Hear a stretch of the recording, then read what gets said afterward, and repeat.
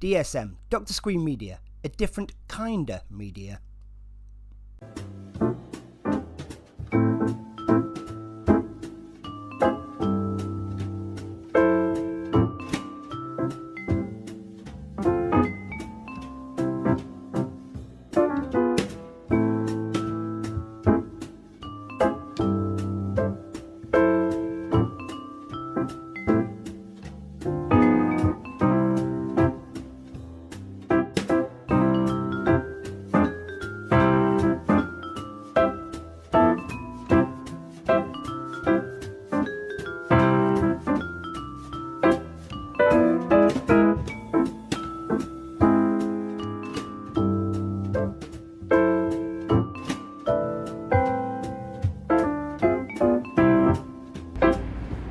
I told them that's fine. I'll do the nudity as long as it's not tastefully done. Thank you. Goodbye. Jeez. Oh, hello and welcome and curtains up to episode 1 of Now Playing at the Plaza with me, your host, Dr. Squee. This is going to be your weekly, indispensable guide to everything going on here at the Plaza.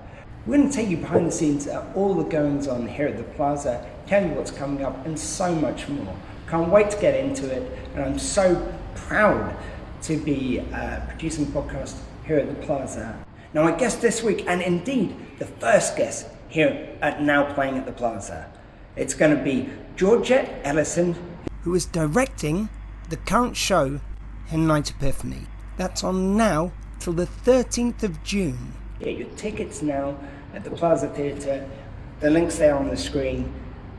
And it's sounding like such an amazing production. When I spoke to George, she told me about how they've stripped back the stage. It sounds like a fascinating kind of way of like not only showing how amazing just the bare bones of the stage are, but also giving the actors a blank canvas to work off, which is really exciting. So I'm really looking forward to seeing that. Had a wonderful conversation with George. And she worked alongside me in It's a Wonderful Life over Christmas, which was my first show kind of back here at Rayards, which is the Romsey Amateur Dramatics Society. I almost forgot for a second. I was like, what's the O? It's just Romsey.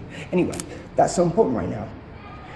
But when I was a child, I have got the bona fides to be doing the show because my dad had a chemist in the centre of town. And I'm sitting here in the box office. During the day, my dad's chemist was the box office for the Plaza while I was growing up. So while the Plaza was shut, he would sell tickets, and we'd get calls right into the night for them sometimes. I went to see all my first shows here, including a lot of Gilbert and Sullivan, which Dad was a big fan of. I remember White House Guide, more Flanders, more pantos than you could shake a stick at. Just so many, Old Man Four Seasons, another favourite of my dad's. So many wonderful shows, which I saw with my mum and dad here at the theatre. And it's just so special to be here. And when I was a child, I also part of a kids' production called The Dream Factory. They had all the kids locally, or all the schools locally, doing a little vignette, which was then put together into a show with interlinking bits. It was great fun. I just love this building. It used to be a cinema, so you get the wonderful acoustics because the cinemas as they were built back then, is it 100 or 200 years ago when the theatre was built? I'll have to check my dates on that, but back then, where it was silent films, you'd have the orchestra pit, and the acoustics were so vital to a cinema particularly, because it wasn't necessarily going through speakers and things. So, the acoustics in this theatre are great, the look of it is so classic, and I'm just so proud and so privileged to be here as the host of this show. I hope you're going to have a great time, but here, without further ado, is my first interview, and it's with George. And do stay tuned, we're going to have a rundown of what's coming up next at the Plaza for you after this interview. Please enjoy, and welcome to the show.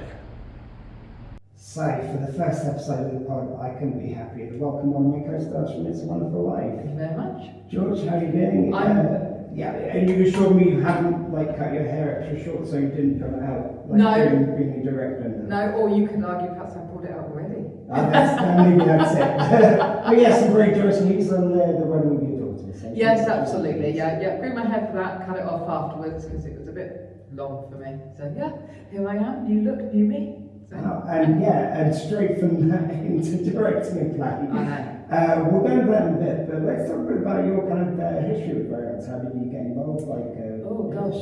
Well, I've done theatre since I was 17. Yep. So a fair few years now, and my husband Matthew also does theatre. So I can't remember how many years, about 15 years, maybe 20 years ago, joined Rails, came along and did Dancing at Lunasa, some people say, which is an Irish play. It's lovely. Oh wow! Yeah. A little bit about that. Just I'm very curious about the Irish a little. Yeah, it's lovely. It's a family, a bunch of mostly women with the brother. Matthew played my brother in that, and they live in sort of, I can't remember the exact little village, but some little village just near Dublin. And it's a sort of dynamic of their lives. It's very poor, and they end up losing their little handcrafts that they were making because the factory opens up, so some of the girls have to go to the factory. It splinters. I played the older sister, and I had to Irish dance. And I can't do that either. Again, that's like quite in the deep end there. So Yeah. straight in at a fairly meaty role. It was a really meaty role, yeah. It was lovely. So, No, dancing, just to throw that in. Yeah, just throw that in. So that was my first here at Rails, but as I say, I've been doing it for years and years and years, and that was, again, our co-director, Neil. So he very kindly took the chance on me and introduced me to the Plaza, and I loved it ever since. So. Yeah, it's amazing theatre. I honestly think for the size it is the most beautiful theatre, the most grand. Yeah. Like the acoustics are amazing. Yeah. Like where it was built as a cinema, and you get the orchestra. Like so, they had to have the acoustics really good. Yeah. So it's.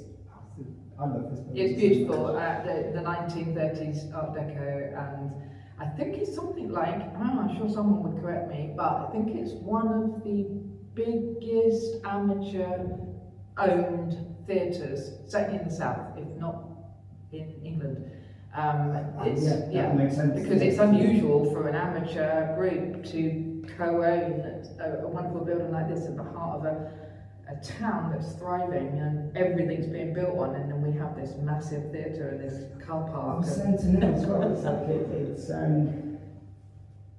even though it's amateur dramatics, technically this is a kind of like I no disrespect to any of the wonderful groups I've worked with. Like I've had so much fun with Blaggett, which was just working in pubs and stuff, and that was great.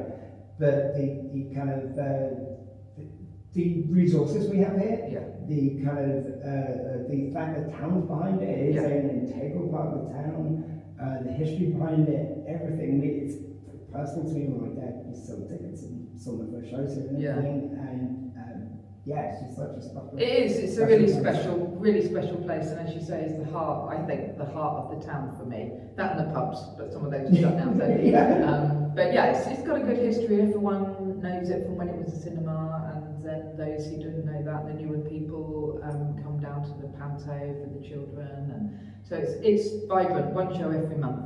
And which is used massively in the Yeah. which is fantastic. Yeah, it's really good. And I just love there's such a variety of shows as well. But anyway, we'll get back to that another time. So I'm just getting into my love of the Plaza. It is lovely, and if you haven't been, whoever is watching this, do go, come. It's really lovely. And we do have it every now and again. We have it open, so you can come and tour. It's how I got back into it. I came here on open day. I was going to sign up anyway, and then they sent an email to Maskers because I play a show. And they listed 4 parts. I thought it was audition for one of these parts. Came audition days, no, it's all the parts. Amazing, like you just want like be best friend of brother. There's always something really dynamic to do, even if you don't want to go on the stage.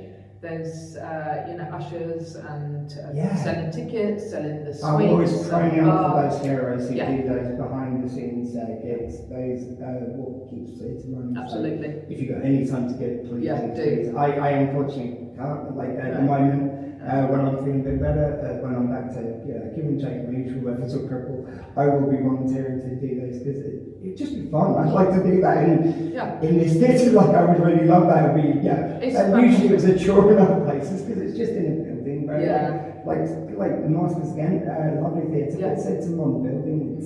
It's a building where a theatre is where they've done a really great job. Yeah. All due respect to that, but this is a wonderful, beautiful building. I remember the ushers when Michael was coming in here. But getting back to you. Yeah. So you jumped, like, even though you've done acting before, like your first role here was a kind of like me partner was saying, with an interesting challenge of the Irish dancing. Reminds me of when I was doing the Canterbury Towns, I had to be a rock and roll singing chicken. like leather jacket, big. We didn't get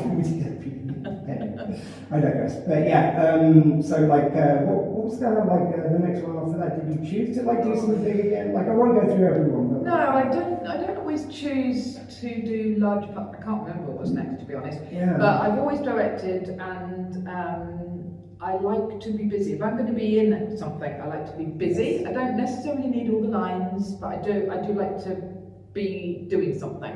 I tend to go for roles where I can do quite a bit. So I guess I go for the larger roles if I can. But I don't mind like in Wonderful Life. I didn't mind that. No, it's not about the size. No, it's about what you can do with it. And like with any one of the parts I was doing, even the guy just running for all this money because he can read it. Even that guy. I could have just spent time just picking him apart and what dick he is and how at the end he just goes on and makes a joke like he was never that guy. That's fascinating. You never really think about that guy until you play him. Yeah. And I found a few kind of little comedy beats. I did do $1 at the end and I was pitching about giving that. That's kind of fun. But it's about what you can bring into it, what you can do. How can you help everyone else? Exactly. I like to be useful and a team player. So I tend to do that. But I have had I've played Margaret Thatcher, which was a fantastic role, and I'm very proud of that. That was not easy because I had to learn all her speeches. And I think the challenge is, I think if you're going to play anyone, honestly, you have to find good and bad. We're never getting political allegiances, but obviously people are going to come in with their political allegiances. How do you work on that challenge? Was it just trying to bring out the best and the worst? I mean, it was trying to get to know her as a woman, as a person. So reading lots and lots and lots about her. When I was a girl, she was the only Prime Minister I'd ever known for all of my life. At that point, she saw me into adulthood. So and all you ever get is other people's opinions. So I just read lots about her.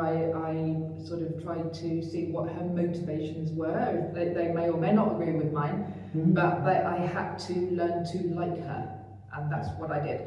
And now I respected that she, whether or not whichever way one leans, I respected that she believed what she was doing was right. I think we could say that of all our leaders, whether I agree with them politically or not, up to a certain year, I'm certainly like Boris Johnson, before that I would say, I do believe it was about patriotism. Even, I'd say, actually Cameron, not a fan at all, but I believe what he's doing. He did make some decisions, I think, unarguably selfishly. But I really think he was a patriot. I think every Prime Minister before was a patriot, whether I agree with him or not. Yeah, I think that's the kind of conclusion I came to, that so I found that honesty in her, self-belief, and then you had the confidence and everything else. And then once you had all that, it was picking up enough of the mannerisms to make, I don't look much like her, wig on and everything else. I look more like her. I don't really look like her, but I can see how you can get that. There's some features you can build on. Yeah, exactly. Kind of just made the most of As an actor, that's something so, but like you just like you have to be honest about. There are certain things you can be able to look like someone, even if you don't look like them. Absolutely. But you know, getting the voice and everything else, and the wig and the suit. By the time I got all in all that and the handbag and everything else, I was sort of getting that. And I just had to deliver these speeches 100% correct. There was no making it up, because most of the people in the audience knew what she actually said. So I couldn't make it up. I had to do it verbatim. And so I sort of entered just delivering a speech, and it was incredible. So I've done quite a bit on the main stage, and you're in the green room now, and this is my favourite space. This is where I really like to work as either an actor or a director. This is... and we're going to move light today. Yeah, we are. Flattering lighting. First episode. In the dark. The reason actor with me out my light. Yeah. I'm just talking to some guy sitting in the dark. I'm making no comments. Like, this becomes smartphone, backstage. But anyway, yes, I'm going to blame the illness and medication and me being crap. Anyway, getting to directing side of it. So, do you remember your first directing experience, and how does? I'm kind of getting interested about it. I don't even ready at the moment, but yeah. I think the first thing I directed was a play called Outside Edge. One of the very early ones I directed was called Outside Edge, and I was about 17, 18. Wow. And it was a space very similar to this, but underneath the car park in Bracknell. And I needed a car, so I got a car in, and I put a Mini on stage, and that was my stage. By the way, am I correct in saying a lot of acting spaces back then sounded like somewhere where you would this girl's gone here, please could you get down there just make sure she's safe. Yeah, it was a bit like that. There's a lot of underground theatre spaces back then. Yeah, it was, it was a fantastic space. So that's why I like... Yeah, just some people will be going, what the hell? It's a car park. It was a theatre. But there's underneath all car parks, there is always places that they store stuff, or voids for whatever reason. This was a void, but it was made into a theatre. I mean, it's great. I do credit those people who had those theatres and who made those theatres in those spaces. I think it's incredible that it's a bit artsy, but theatre thrives and survives no matter what, and we'll find some place there. Yeah, literally underground. And it's great, but it's just now I'm glad the safer space is Yes, absolutely. So that's where so I started under a car park directing,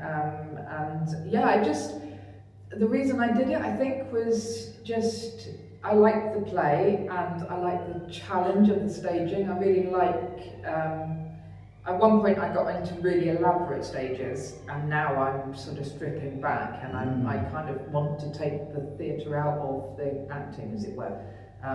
So that's where I started doing that, and I kind of worked all these years later back to pretty much doing the same thing. But I like the control. I like bringing what's going on in my head alive and sort of getting... have you previously said to me you've got ADHD as well? Just so some some would say, I don't shoot, and obviously we know it's not an insult, but I just like to ask, you've got that energy, which seems very familiar to me, and the thing of controlling it is just, it's it is how you wanted it.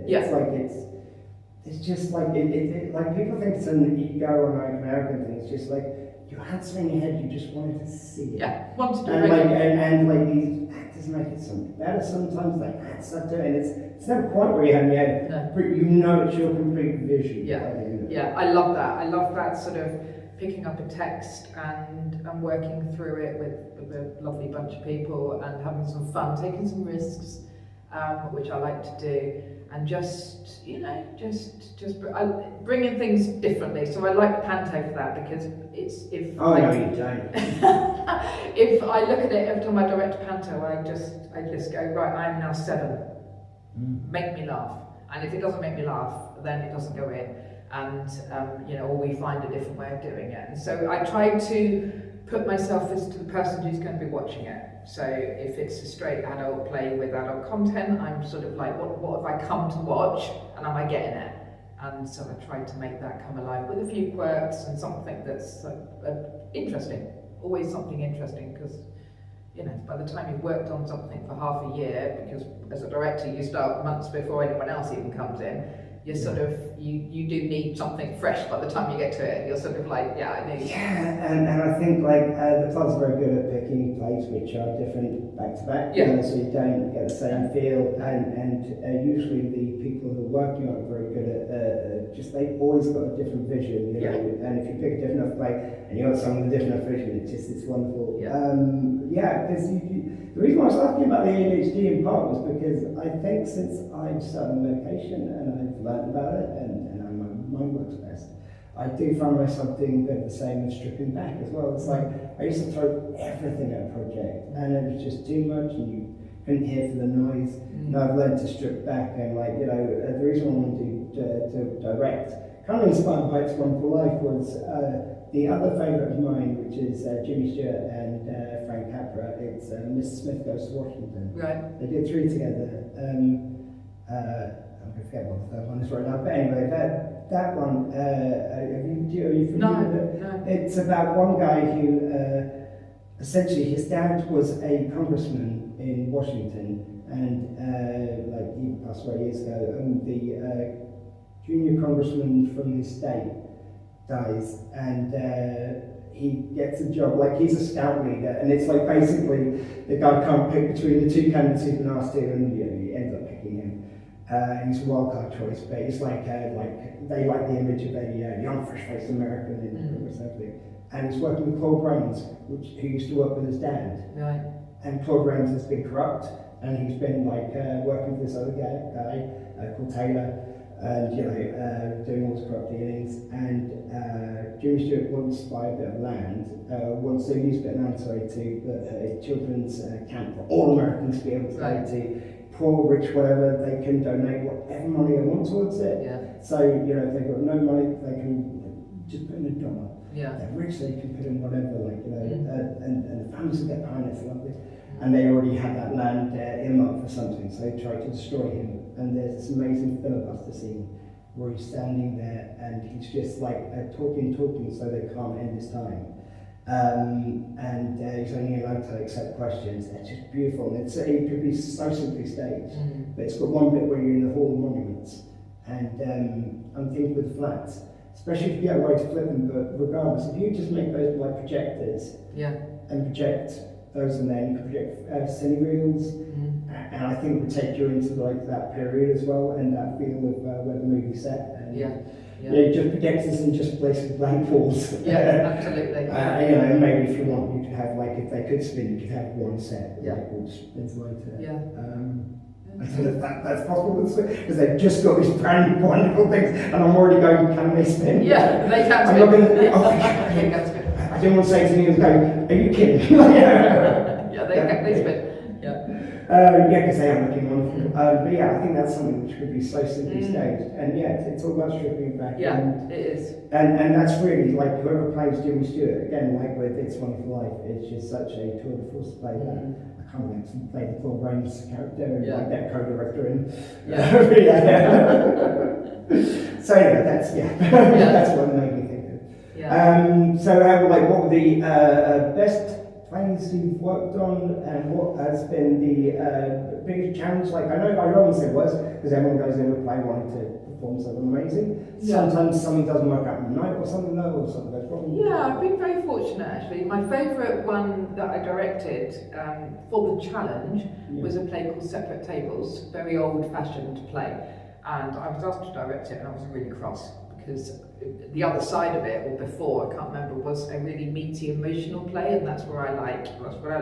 And I was given this play, and I thought, God, it's so old-fashioned, and I was really angry when and I thought, I can't resist, I'm going to do it. And I read it, and it's a play that has 2 halves. First half is the same characters but playing different roles, and then the second half they're playing something else. But you have the same actors, same 2 lead actors playing the lead roles. And I looked at it and I thought, I don't know how to do this. And I was eating a packet of crisps, Tyrrell's crisps, very nice. If they want to sponsor anything. Tyrrell's, I love you. Both the Plaza and me personally, I'm later also.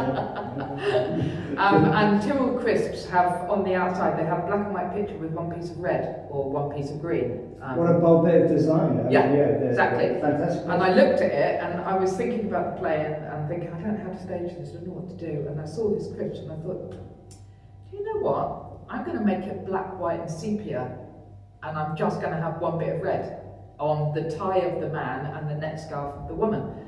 So I staged it. I got Mike Jolly, who's a local artist. In fact, he's working on my play again. He drew my set. So I put 2 sets up, in fact. I had 2 sets. I had to have one that came in for the second half. Yeah. So he drew them, literally drew. Everything was just drawn, hand-drawn, in black and white. And everybody wore black, white or sepia, down to the food. The food was black, white or sepia. Amazing. There was pictures. If you go to the Plaza website, you can look up our shows and you will see the pictures of it. It's incredible. It's still on my Facebook page as my background thing. And to this day, people see photographs of it and think they've been turned black and white, but no. It was black, white and sepia. No lipstick, everyone wore black lipstick or brown lipstick or whatever. Did they kind of want like... Yep, we had no colour, Yeah. no colour, apart from these 2 bits of red. And the play, because it was... Did you try and get pasty actors just to make it like around here, it's very possible. It's possible, but the ladies painted their nails dark colours. The play opened with these same actors that I'd filmed acting before the play started, and it was projected on the tabs or the curtains, it was projected on a screen, so we had to work out a way of getting rid of the screen. So it was projected on the screen, and then the actors came in and sat behind in position, and up it came, and it was still black, white and sepia. It was most incredible. And I started off being really annoyed about it and ended up just getting into this totally. Oh, sometimes they're the best. Like, you end up in something and you think, oh no, shit. Yeah. I'm my song goes in and you have the greatest. I just loved it. Just absolutely loved it. But no, I'm lucky that nothing I've directed have I ever thought, they've all gone very well. But I'm very lucky I get very good casts. So, I'm kind of lucky. Well, we have got a wealth around here. Yeah. I mean, I think the only problem we have is like just getting more and more members for all the more and more shows we're putting on and just keeping up the numbers. So. And it's nice when you get fresh faces, and the current play there's a lot of fresh faces. We'll give you full details in the show of where to, like, maybe they're up on the screen now. I don't know. I'll do it later. Somewhere. Like I'll have a jump between our hands. I like to play for everything. So, just because I wanted to talk about it, did you see Clue recently? I did. So you weren't. I wasn't in it. Sorry, I had a second like I was going. No, I wasn't in Clue. It was another one of our classmates. But I just want to talk about it really. Hopefully, I'll get a chance to catch up with the director later. But just what a staging, how perfectly everyone's cast. Yeah. Those video bits which jump between, it kept all the spirit of the film. I don't know what the original, you can tell me in a second about if that version was on the West End here, because I know it was Clue, the stage. Yeah, I don't know. It was Cluedo R1. Exactly. But it was the same story, so I assume it was adapted. It's adapted at some point. Yeah, but I don't know if by Richard O'Brien or by someone. Don't know. Yeah, it would be. It was amazing. The staging, simple but complicated staging. And the choreography of the second half was just outrageously good. I loved the choreography particularly. I thought it was. The movement and again, it's like I like that they honoured again, what I know is the original film. I think it was a stage show before that as Clue. I don't know whether it's Cluedo version got adapted. But yes, it's basically they just changed the detective into Scotland Yard detective. But in that, because they filmed multiple endings, the idea was so they'd show it in different theatre, they'd sell different theatre companies the different ending, so you would have to go through them all to see all the endings. Apparently, it didn't do that well in theatres, but then when they released it to go on TV and for video release, they put all the endings. So it's like the end, or did it happen like this? And that all comes up on the screen where you go, but Plaza used the rewind effect, and you know, and obviously each one of the, I like the idea of each one of the suspects having their own ending. So I think 3 endings of the film, and they all had one. It was just so great. The only thing, I want to speak to the director only for this reason. I'm not hating on the choice, but I'm just curious, like, because where they all have them in their distinct colours, and Black had some white on his outfit. White, like once she took off the white coat, it was mostly black with a bit of white. I'm wondering if it was to do with, like, I know that would have been a purposeful decision. I'm just curious why. It's just no idea. It's my artistic mind is just picked up on this detail. I guess it's just, maybe it was just a really great dress period piece. It was either the dress or maybe it clashed with something. Maybe. I'm just curious because I now love finding out about choice of people and why they make it. And like, we know, I mean, Greg, sometimes it's just could have just been the lovely But like often you then find this really interesting choice which makes you enjoy it even more. Like sometimes I have watched commentaries back, and even films, I love this play, but like even films I haven't really liked that much, I've heard the reason behind the choices. I just respect it afterwards, and I kind of get a better understanding. Now I think about it, it's like, well, why have they done like that? That's what I want to know. Like, you'll have to talk to the director. It's like the bit which I like them. It's like a little autistic one. It's when they did the scene Telegram. That's one of my favourite. They built up into the dance. But likewise, it's not the same as the film. That's my own thing. Just because I hear that like in my sleep, like, you're singing Telegram. And she got the dance. It was great. It was great. Wonderful choice, but just my king a dick. But it just it's when you do get something like that. It's like when I was watching Back to the Future, like It's Wonderful Life, when I saw Christine's amazing version of the character, which didn't feel like a copy of Jimmy should, but honoured it perfectly. These are the ones where it's like, when they mean so much to you. Sort of like, please get the adaptation right, please don't cut anything which I love from it. And they just did that, but it was a new telling at the same time. It was lovely. I thought it was great. I thought the staging was excellent. I love the twisty things, which do twist. To 3 sides. They called them the Toblerones. And there was kind of lovely Last Supper set up at the dinner table. Yeah, that was fantastic. I mean, they got that on in the blackout. That was pretty incredible. I say this not to do something, but like something you can watch out for, and it's just a fun game that I don't know if any I like this play, but I like to see when the people come on for like a scene where they've got it's like stagehands who came up to level guns at the suspects, and they had to see it several times. And just because it did happen several times, you got to see which ones were the ones who loved standing right in the centre. And which ones like like they were sitting in their job, but like their back was left to the audience right on the side. And it's just fun. It's like this, of course they shouldn't have to live people like that because they do exactly what they're very nice for doing it, but I just think it's fun. And I did ask afterwards, I was going right there. I can't remember the name of the young lady, but But what a sport for doing it anyway. Absolutely, Not like Rush, it's like us, we're just no, can we do the stage? I wonder. Can I go set the stage, please, now? Actually, we both got right in the open of It's Wonderful Life. We did, I was the first person to do it, dreams like the grace, it's memory one, to the heavens. You were the one who opened up. I loved it. Absolutely. That's such a magical moment. I don't think I've very often had it where the curtains opened on me. And it was wonderful actually we were on the stage. That was really nice. I felt that bonding and we'd have a little chat, right until we were a couple minutes before, depending on different people got different processes. Some people just like quiet, some can chat right up to the moment. I love the kid playing young, honestly, Jim Stewart, like George. Because he was just like there, just going just playing on his phone and saying, some you go, cool. And it's like, so many lines like that. He's so cool. Like, I was saying to him, it's like, please keep that. Like, that will benefit you. And his mum was pulling out there that he didn't worry because she's worried for him, I'm sure. But like, it's just. The children are knockout. They're just amazing. I don't think I've ever seen one more confident.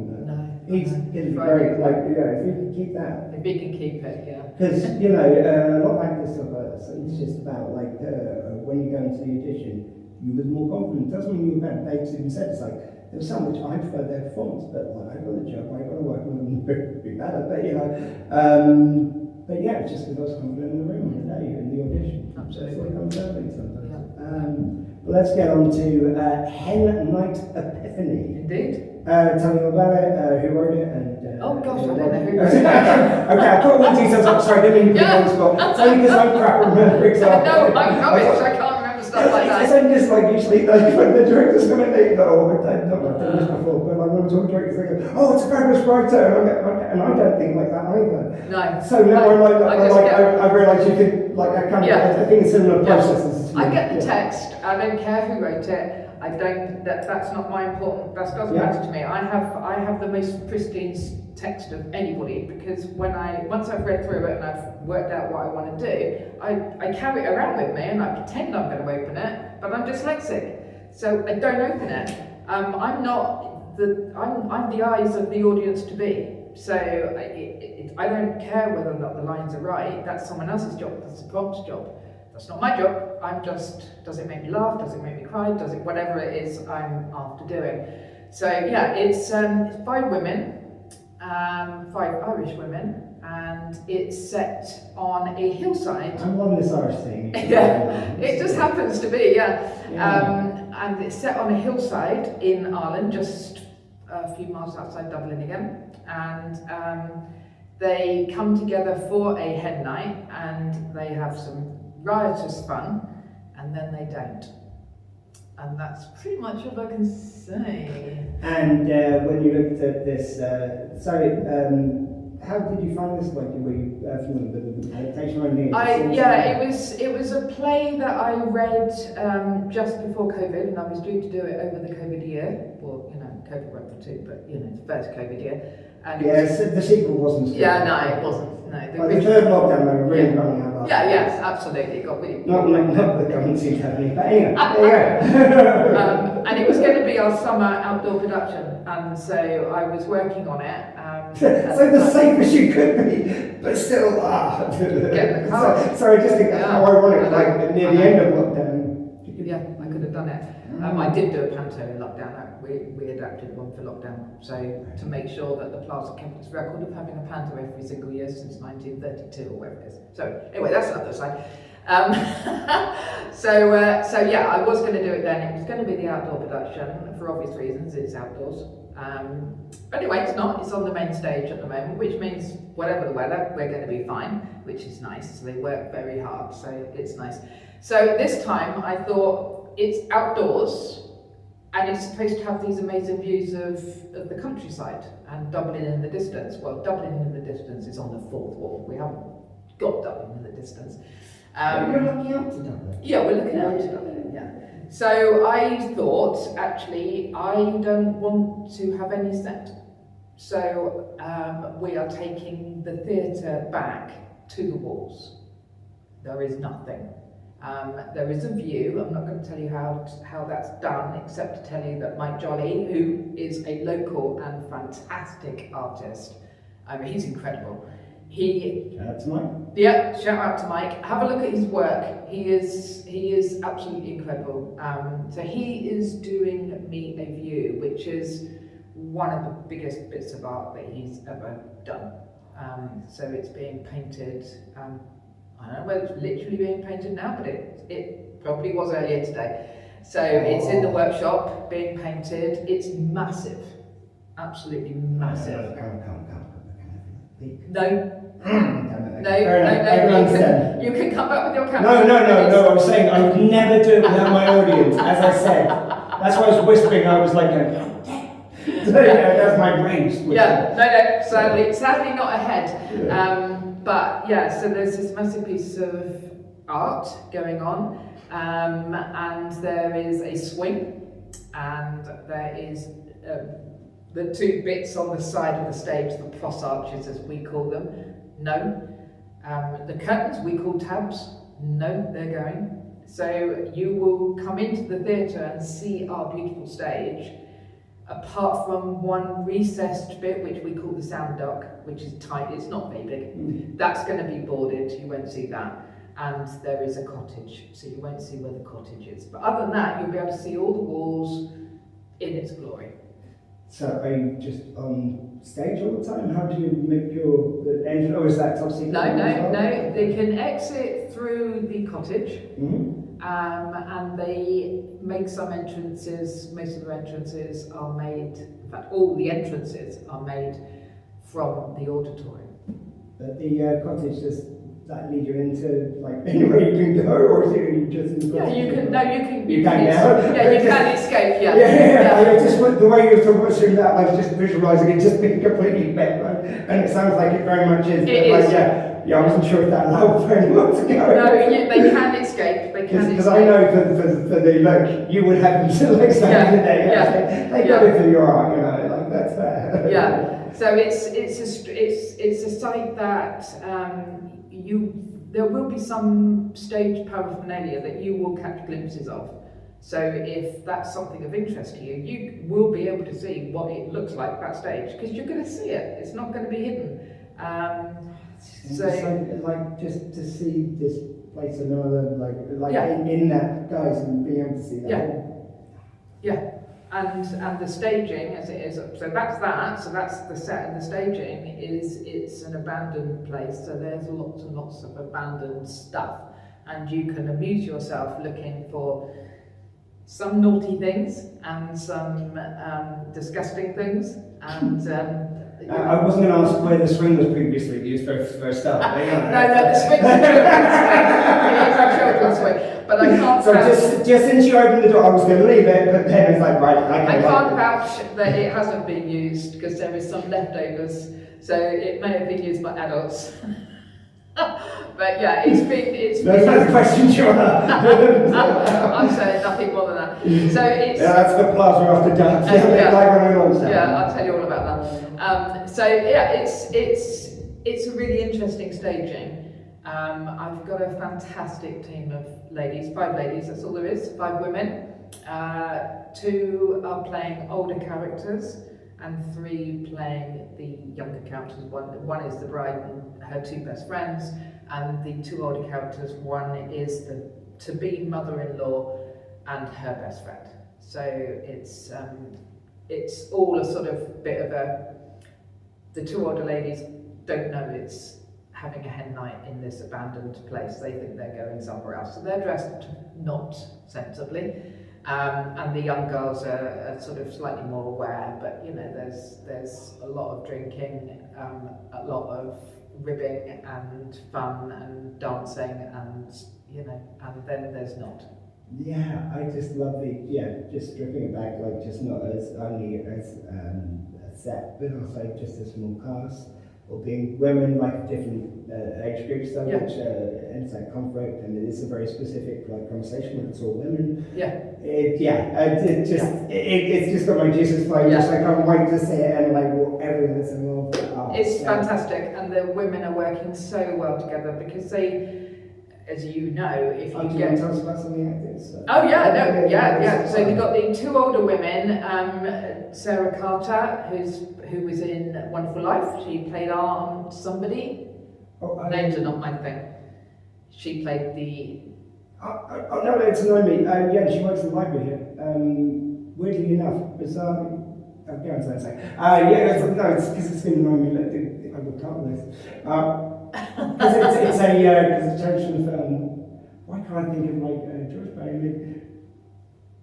Anyway, right, it comes through in the middle of we'll be talking about another. You'll wake up. But there was a bizarre just really weird. My daughter, like just say daughter and sometimes stepdaughter, basically my daughter and son, my stepchildren, when I was married. But she is the aunt of Amy, who's who I now work with at school. You work with her as well? It's all twisted. What with Amy? Not Amy, sorry, Amy. No, sorry, not Amy, not your daughter, no. So I work with another lady who's Sarah Carter's. Yeah, it was just so funny because there were almost coincidences around this one in life, which I won't go through again. Yeah. And then that one on top of it, it was like, so in a weird, but kind of in a funny way, considering we kind of were distantly related. Yeah, I know. So she plays Olive, who is the mother-in-law, or to be in 5 days' time. So it's the hen night is 5 days before. And she has a complicated past, and she's quite a character, which is so unlike Sarah that it's... Aunt Dilly, she's so unlike Sarah in that she's got a tongue on her, and she does use it. Which, if you know Sarah, she's one of the most placid, lovely ladies. So thoughtful and so kind, and would never say. The rich sweetness that she brought to Billy, which the original is amazing, but like there was some to performance, and being a female, I think there's just that empathy, which it's kind of comes through as a silliness, but in a lovely way in the film. But it was so sincere in her passion. She was beautiful, and she is being phenomenal. So this is so unlike her that, but she's loving it because she gets to say all these things and to behave in this way, and I'm sort of going, no, that's not. Say it like this, say it more bitchy, or say it like this, and she's sort of like. But she's now getting into the swing of it, and she now doesn't even hesitate. She's loving it. So we got Sarah Carter, who I absolutely adore, and then playing another one of the older people is Katrina Gwynn, who happens to be my best friend. So that's really nice as well. She's playing Anta, and Anta has a troubled past too, and has had a very sad time with her husband, who is deceased. So he sadly, before the play starts, years before, had died in a rather difficult way. So she's got this sort of background, but she's a nice, steady, slightly dim, good friend, really good friend to Olive, and they're really connected. They're old school friends, which is, Katrina's playing it beautifully. Katrina doesn't often appear on stage. She's somebody that is very fresh, which was what I wanted as well, some freshness. Because great seeing all the usual people, but I would get fed up with watching me. So, I mean, that's part of doing something like this. You need new people to come in. Yeah. People to leave over time, not that we rush them out. But they're so talented, but that's what keeps it vibrant. It keeps it changing, and like I say, it's just not the same 5 people on stage. Yeah, absolutely. So she's playing. She really does bring something, a really good quality. She gives a beautiful performance as well. So they play the best friends, and then we've got the bride Una, who is played by somebody called, I think it's Cheyenne or Shay Lee. I just call her Shay. I think it's Jacobson or something. She have curly red hair? No. Oh, no. So there's Shirley that I met recently. It's not name, you hear that often, I just call her Shay, and because we don't ever use, I only know those 2 last names because I've worked with them so much. She's new to us as well. She's local. She does a lot of musical theatre and other acting, but this is the first thing with us, I think. So she's a really lovely, fresh-faced young woman. Is fantastic. She plays the bride, who has the Epiphany, and that's the name of the play. See how I did that? I think I just had. I wasn't something else. So she plays the bride absolutely beautifully, and she's quite innocent and a kind soul, but has a difficult time. I can't say why, because that would be like, why would you bother coming if I tell you that? But It also being entitled suggests that it's something we should not give away. And then she has another friend called Anta, who is played by Joe Short, who is another. she doesn't do a huge amount. Very talented young woman. In fact, That's the other way it's really exciting. I've been in Wales since October, I think it was. And you just, every time you go, it's like there's another fashion movie from America, another amazingly talented actor, another really kind but organised like stage manager, and someone else who amazing costumes. It's just incredible. We're very lucky. Anyway, so Jo Shaw plays Kelly, and Kelly is enjoys male company, is the way I'll put that for daytime, and potentially has something going on about that male company. So, which is funny. So, she invests in postage. Postage. That's male company. Yes. Should write pantos. And she is one of the best friends of Shay, who plays Una, the bride. She's one of the best friends in the play. And then we have somebody called Kira Jacobs, who was recently, I was in a play called Chalet Lines, and she was I played a character that was at one point, I think, in my late 60s, 70s, and then I also had to play somebody who's 21. And when I was 21, she was my best friend on stage. And another really lovely actor. And what I really enjoy is that they're all doing something that is outside of their comfort zone. So Shay, who is our new person, she's doing this real innocence, and I'm not saying she isn't innocent, but she's a woman, she knows life. But this character of Una is very sort of slightly shocked by things. You've sort of got an act like you don't know, and lots of information you know, which is always a challenge. And she's so just putting yourself in the headspace. Someone who's been so isolated from these facts. It's incredible. It's incredible. So at one point they start talking about how many gentlemen callers they've had, and she's sort of quite shocked by what she hears. And then you've got Kira playing. I've forgotten the character now. It'll come to me. Triona. Kira playing Triona, and she is even more. But she has a sort of thing of. Don't buy anything you can't afford, and I've only had sex once, and that sort of thing, and very upright, moral, conservative with a small C, or even maybe a big C. That's who knows. And which is not. There's a lot that isn't her, and she's really bringing something. This lovely innocence, this slightly sort of judgmental, which Kira's not. She's really not. And then you've got Jo playing Kelly, and this enjoys male company. And that is not Jo.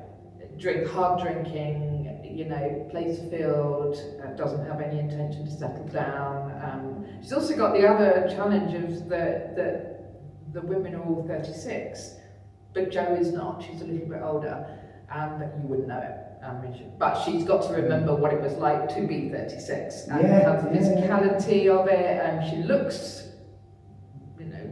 less than 36, but as do all the other women, but that we pitched it that so that it sort of doesn't stretch too far, and you kind of work with the age. Just don't want people to go, she's not 21. Exactly. It's like we don't want to sign on. We can't turn back time. She does really. Honestly, she does look in her early 30s. So she's got that sort of physicality to get back. That sort of vibrancy, bouncy that you have when you're young and before things start to wake.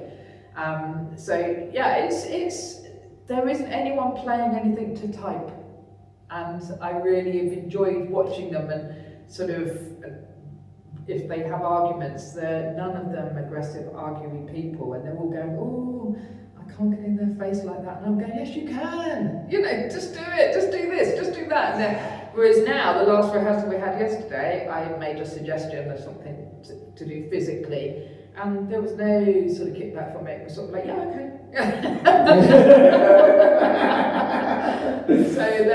And that's really nice. It's really lovely. It's a beautiful play for women, but it's funny. It's a beautiful, playful about women. I mean, but it's not for women. It's for anybody. Yeah.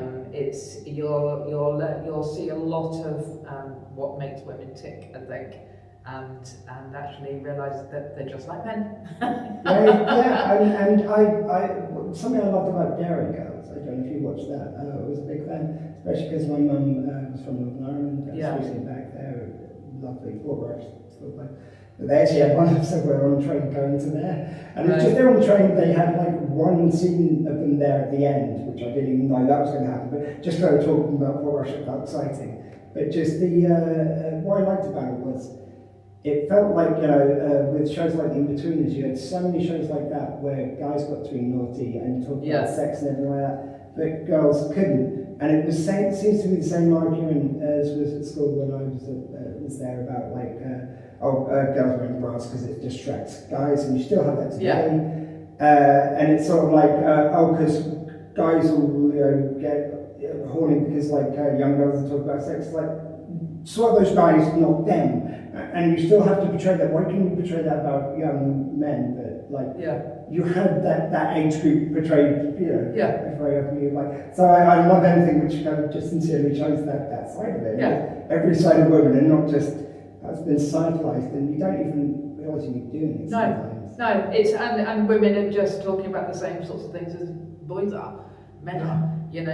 Some women like to talk about football, some women like to talk about sex, some women like to have lots of sex, some women don't like to have lots of sex, some women like to dress up, some don't, and they're just humans, and this is what you see, the struggle of the women, and the joys and the pleasures of their socialising, which is just like men. It's something which I've learned from when I was doing my geology. And also, going over there, I found out a few bits about mum which I didn't know.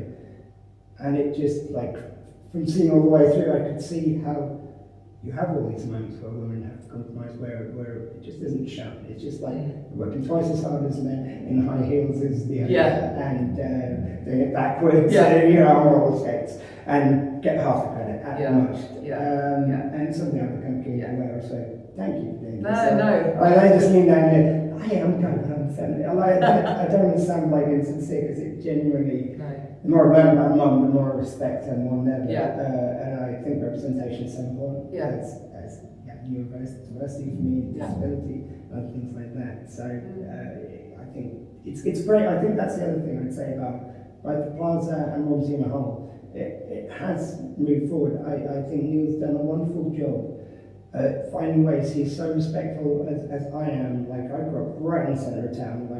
We always had pictures of what the building used to be, where my dad's chemist was, and but it meant that sometimes that used to stop progress happening.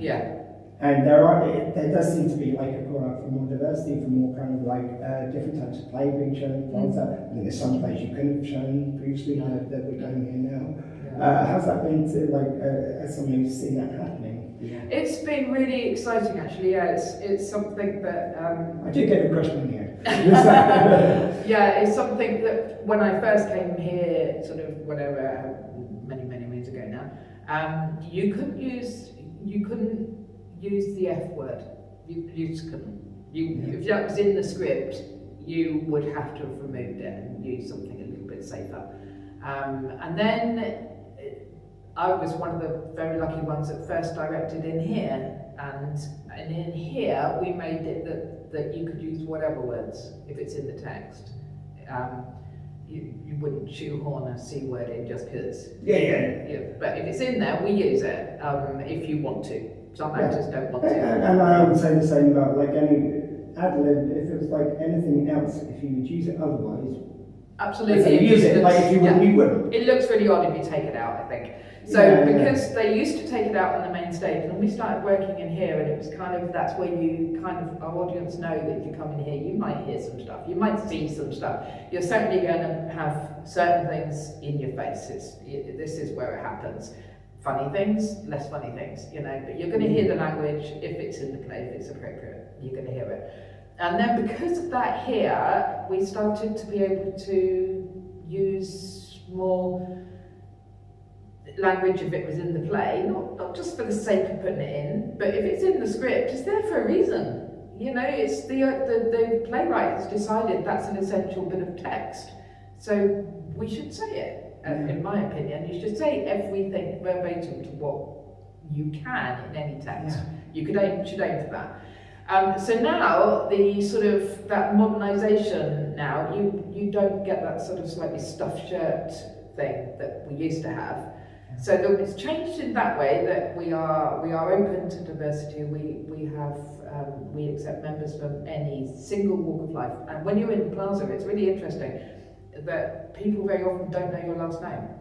They don't know what you do for work because that's not important. You know, they don't care whether you've got a male or female partner.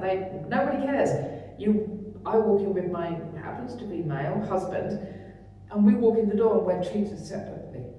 I'm Matthew, he's Matthew, and I'm Georgette. I wouldn't say no one's a couple while we're working, but like they're concentrating work, and you almost see this point where and then like people couple up and you can see couples sometimes where you can chat to anything because they're on. You're just here to do what you're here to do, and you know, theatre. So it's very diverse. We would like it to be more. If we've got any people who like in any kind of diversity, we want to see that up on the stage. We want to see you represented. I want to see everyone represented, and we get to tell more and more interesting stories the more diverse cast we've got. So please come and join us. We want to represent what Romsey and the world is, not what some people would like us to go back to 1950. We don't want to do that. I mean, I grew up as a bit of an outsider, especially in Romsey. I just feel like we're a bit behind the modern times. It's really weird because small towns are all about the kind of weird local traditions, the weird local people, which are wonderful and they're great and they're the character of the town. And at the same time, it's running point. Like I saw people like we're in Melbourne, like I can hear them talking the next table and listen to the ankle and I think the police going on from us too. And I go, I know, scandalous, isn't it? And the other go, it's all right. It's like, I'm not trying you to fight or anything. You just got to know my elbow and it's loud enough that I can hear it. So So I like that. That's what I like about us in here. We just totally accept everybody, and I always say it's a world for all the weirdos. You know, everybody comes in here, and you're able to be yourself, which means that you do see the quirky nature of everybody, and no one cares. I've had my worst moments in a theatre, belonging to a theatre, and ran to it for security, and I've had my best. I was bereaved, quite seriously bereaved, and I ran to my local theatre, and I was married and celebrated my marriage in my local theatre. I literally had my wedding reception in it, so it's gone at each end of my life, and that's what theatre is. And you don't have to go on the stage. Actually, when my dad died, I dropped out the pants I was doing, talking heads, and after a while, I reprised and go, if there's any part that I can fill, even if it's not the same part, I'd love to be a part. But because it was like a multiple character play, they asked the people who were quite happy to give them their parts there, which is lovely of them. Because I was like, well, not in any cancer, but Dad didn't get any more dead. I need something to put myself into. And as Mum was dying, we were doing It's Wonderful Life. I just want to say thank you so much, because you're right, as the toast for the whole cast and everyone. Thank you for your patience for a start, because I know it probably wasn't easiest at the time because I wasn't sleeping, I was working night and day. But wow, was that an amazing experience for me. Talking about that one's really difficult.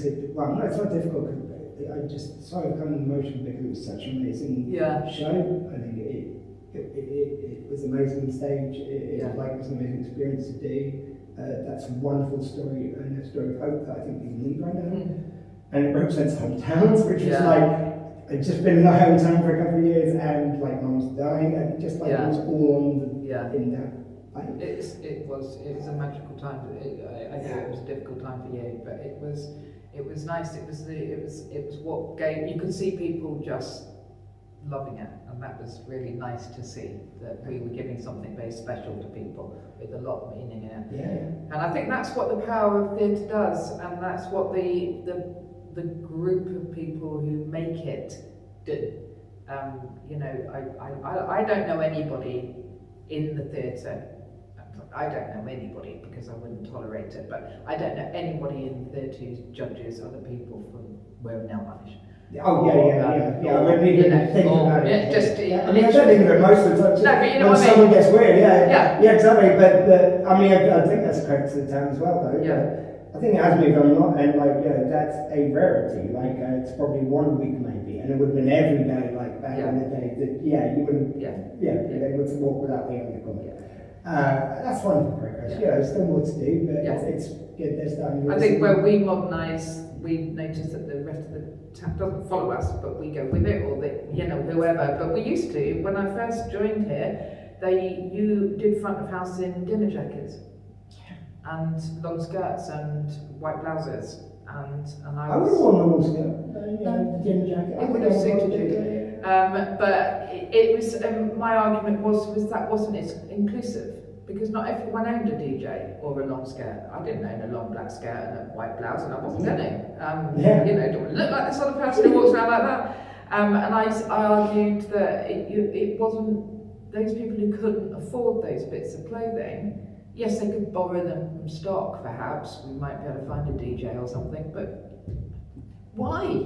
Just look smart. Yeah. You know, we've got badges on now, and it says front of house, and that's what I love, is when very often you'll see sort of on Facebook or something, or someone will say, I've just moved to the area, I want to make some friends, or I'm lonely, what can I do? And you just say, come down here. Yeah. Because come and join in, come to the readings of plays, they're all listed. And don't have to audition, just come to the readings, come to, be an associate member, and you can join in with all sorts of things. You come and do front of house. It doesn't cost you to do front of house. I don't think you have to pay to be a member anymore to do that. Yeah. So it's free, and you walk in the door, and you have a ready-built social life. It instantly is there. And I'll say, for people who might be worried because of disability or even mental disability, come and tell us what your kind of restrictions are, tell us what you're good at, and I bet they will find something for you. If they don't know, well, okay, that's my guarantee, we'll get something for you. Yeah, absolutely. Because it's all about, like theatre, it's all about fun, about inclusion, about everyone kind of celebrating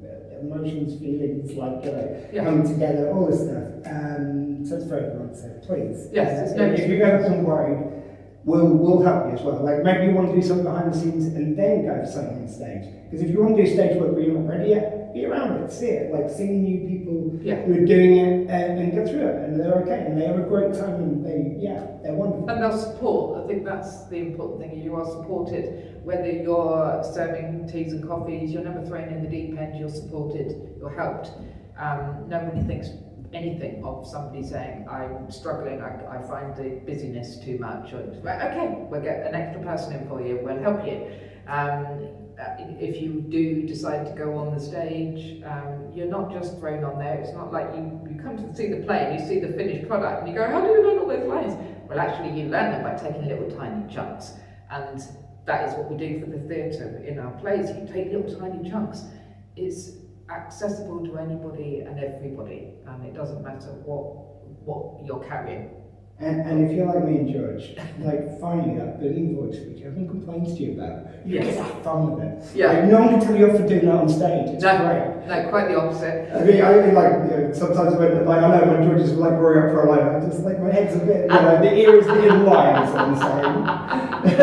Apart from that, I know two people do the same thing. Yeah, my voice is legendarily loud, but yeah, it's great. It's the best thing you can do with your time, in my opinion. Just to wrap up. Yeah. So Henry Epiphany, give us the kind of little elevator, kind of just quickly, come and see it now, just tell people to come and see it. Well, come and see it. I mean, you will have a fantastically fun night. You'll see the Plaza stage as I believe it's never been seen. You'll see 5 fantastic actors on stage. You will see them have fun, you will see them fight, you will see them drink, you will see them trying to put a tent up. It's huge fun. So yeah, it's I think it goes up early, I think it's something like June the 6th. Well, I'll have the dates in the Yeah, it'll put the dates in. And you've got like so that's a few weeks? It's 2.5 weeks. Yeah, 2.5 weeks, and we're good, we're in good shape, yeah.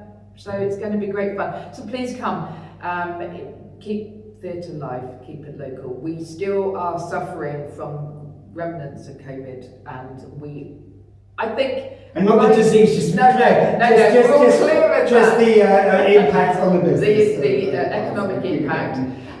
But yeah, you know, if the world out there is a difficult place right now, and I don't know about anyone else, but that news is frightening at times.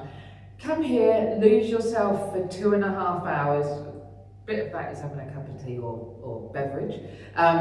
Come and lose yourself watching something that will give you a good laugh, will give you a good think, and you might have a little tear, but you'll come away feeling uplifted. Okay, I'm going to do that as the end of the bullet points of the site. That's going to be the end of, like, you know, okay. Tell us like bullet points where you should see it, because that you did a perfect job. And like, I can't wait to see it. It's been wonderful working with you, and I can't wait to work with you again. Let's hope. Thank you. And now it's time for what's coming soon here at the Plaza.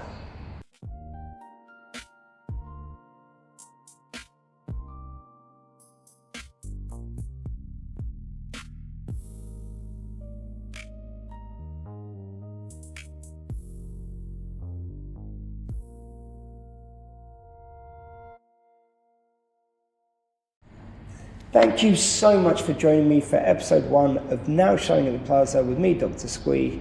It's time for the curtains to close on this first episode, but join me back here next week when the show must go on. Good night.